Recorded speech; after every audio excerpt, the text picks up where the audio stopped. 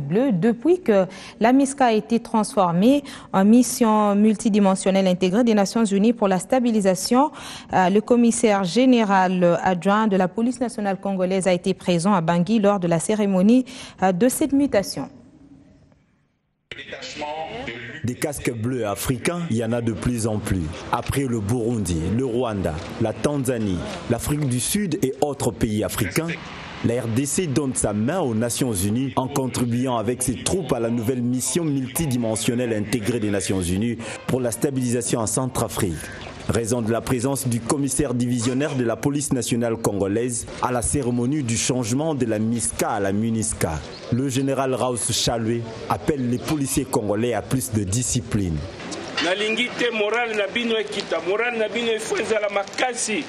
Surtout Jean, discipline, Jean, Nanzela. Je veux que vous gardiez le moral. Soyez disciplinés, surtout sur le terrain, envers les femmes et les enfants à protéger, car cette discipline rend honneur à la République démocratique du Congo, votre nation. Demain, vous porterez de bérets bleus et vous devez le respecter avec votre discipline. Discipline de eloko nyoso ya kosala eloko.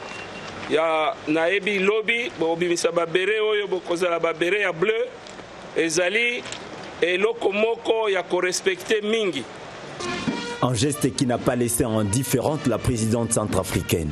C'est ici le lieu de remercier l'Union africaine et tous mes pairs de la CEAC pour leur compréhension de la nécessité d'une telle opération et surtout de leur soutien en vue de son aboutissement. Convaincus de la bonne connaissance du terrain et des acteurs politiques, militaires et sociaux de notre pays, nous avons fait le plaidoyer auprès des Nations Unies pour que la MISCA constitue le socle de la nouvelle mission des Nations Unies pour la stabilisation de la République centrafricaine. Il faut dire que la MINUSCA sera une des plus grandes opérations de maintien de paix des Nations Unies après la MONUSCO dans le monde. La police nationale congolaise est également active à Béni, dans le Nord Kivu. Elle a présenté le plan de sécurisation de la ville au maire en présence des membres de la communauté internationale et des activistes de la société civile. Le souhait est que ce plan produise rapidement ses effets. Eric Moïse.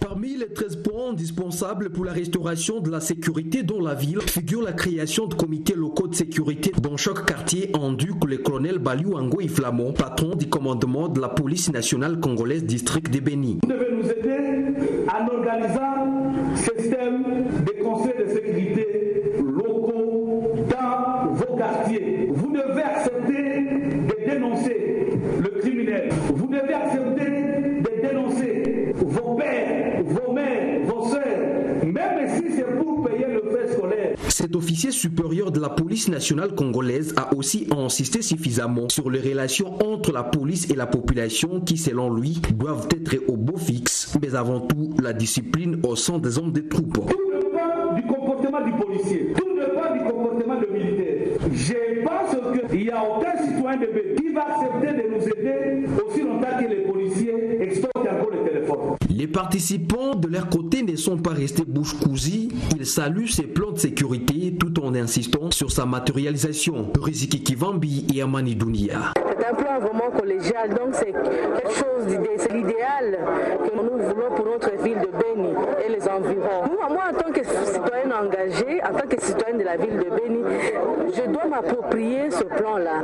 Nous avons été très satisfaits de son exposé, mais nous croyons que ce qui est mieux, ce n'est pas l'exposé. Ce qui compte, c'est la praticabilité, mais aussi l'exécution de son plan qu'il a présenté. Notons que les non-cantonnements des militaires, la prolifération des maisons de tolérance, des conflits fonciers et la consommation excessive des boissons en forte dose et prohibées ont été mises en cause comme source de l'insécurité dans cette troisième ville de la province du Nord Kivu.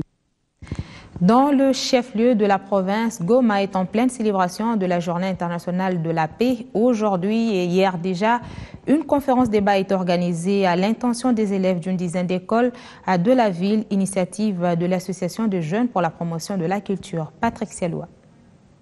Nous voulons la paix, abat la haine. Mon éducation a besoin de la paix. Tels sont les mots qu'on pouvait lire sur des petits calicots de ces élèves ayant participé à cette conférence dans le cadre de la Journée mondiale de la paix. Tous ces élèves à l'unanimité ne demandent que la paix au gouvernement congolais. Concrètement, dans notre pays, nous n'avons pas la paix.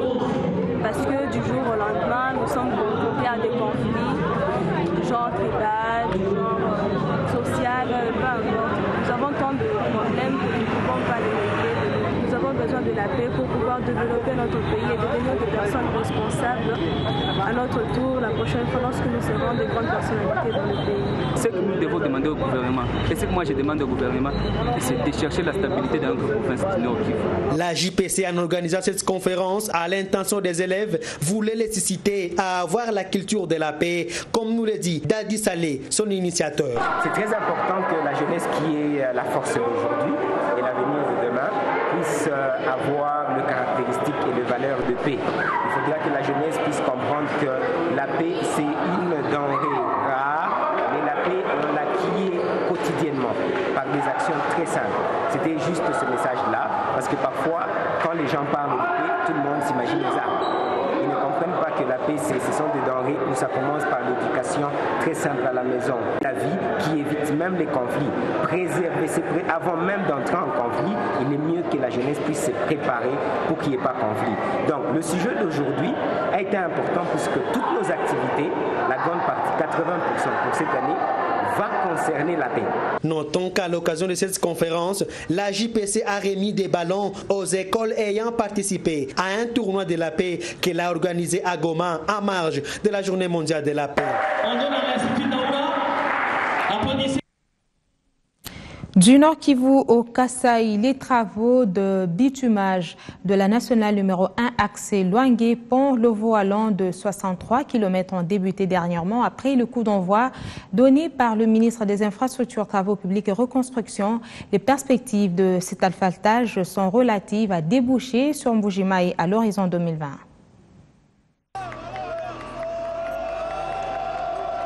Par ce geste, le ministre en charge des ITPR lance officiellement les travaux des bitumages du tronçon Louangué-Pont-Lovo, long de 63 km. Lancement qui intervient 3 mois environ après celui du tronçon Bachamba-Louangué, long de 114 km, financé par l'Union européenne, où la société arabe Contractors effectue déjà les travaux. Les segments Louangué-Pont-Lovo nécessitent d'être bitumés pour mettre fin au calvaire des usagers de cette route qui, pour la parcourir, effectuent un véritable parcours de combattants. Fridolin Kassoché-Moussoka et sa suite l'ont également expérimenté en effectuant 10 à 12 heures pour atteindre le pont Louangué. Devant un parterre d'invités, parmi lesquels 4 membres du gouvernement, à savoir le ministre de l'Agriculture, de l'EPSP, de la Santé publique et le vice-ministre du Plan, en compagnie du conseiller principal du chef de l'État au Collège Infrastructure, le gouverneur du Kasaï occidental remercie le chef de l'État, Joseph Kabila, initiateur de 5 chantiers de la République, vision de modernisation et de reconstruction de la RDC. Ce projet des bitumages est un signal fort de l'intérêt porté envers la population ouest-kassaïenne. Valentin Zongo, représentant pays de la BAD, réaffirme la volonté de son institution financière à accompagner la RDC dans tous les projets de développement. La banque confirme une fois de plus son engagement à soutenir le gouvernement de la République démocratique du Congo dans ses efforts visant la réhabilitation des infrastructures et la consolidation de son unité nationale et celle de son économie. 49 509 167 $ américains est le montant global de ce projet financé par la BAD. L'exécution de travaux a été confiée à l'entreprise chinoise Sino-Hydro. Les travaux à réaliser sur le tronçon Louangué-Pont-Lovo portent sur 7 mètres de largeur du corps des chaussées, comprenant successivement une couche de fondation en sable limoneux, une couche de base en grave non traité et une couche de roulement en béton bitumineux. Sur les bandes extérieures de la route seront aménagés, de part et d'autre, des trottoirs en enduit superficiel de 1,5 m de large. Fridolin Kasweshi-Musoka invite tous les acteurs impliqués dans la matérialisation de ce projet, notamment l'entreprise Sino-Hydro, la mission de contrôle AIC Progretti et la cellule infrastructure maître d'ouvrage délégué et tous les partenaires à prendre toutes les dispositions idoines pour que les activités soient bien menées dans les stricts respects de règles de l'art. Fridolin Kasweshi a été au Kasaï oriental en compagnie de certains de ses collègues, dont celui de l'agriculture, qui s'est félicité de ces réalisations qui permettront à la langue la connexion de toute la République démocratique du Congo, de sorte à faire de l'agriculture la locomotive économique du pays grâce à des routes mieux aménagées. Projet très important. Comme vous le savez, la route précède le développement économique, mais également le développement social. Et donc, dès que la route est là, c'est l'agriculture qui doit suivre tout de suite, et c'est le développement des infrastructures sociales. Et s'agissant de ce projet que nous venons de lancer aujourd'hui, avec à tête le ministre de l'urbanisme, habitat et infrastructure, je dois vous dire que nous n'avons pas une seule bonne nouvelle, celle du bitinage du tronçon Loangué-Lovoa. Nous avons une nouvelle parallèle, c'est que parallèlement à ces activités de bitinage, le gouvernement congolais, à concertation et avec le financement de la Banque africaine de développement, va développer un projet de grande envergure, toujours sur le même tronçon, dans le Kasaï occidental et dans le Kasaï oriental, avec l'épicentre à Chikapa. C'est le projet de renforcement des infrastructures socio-économiques au centre.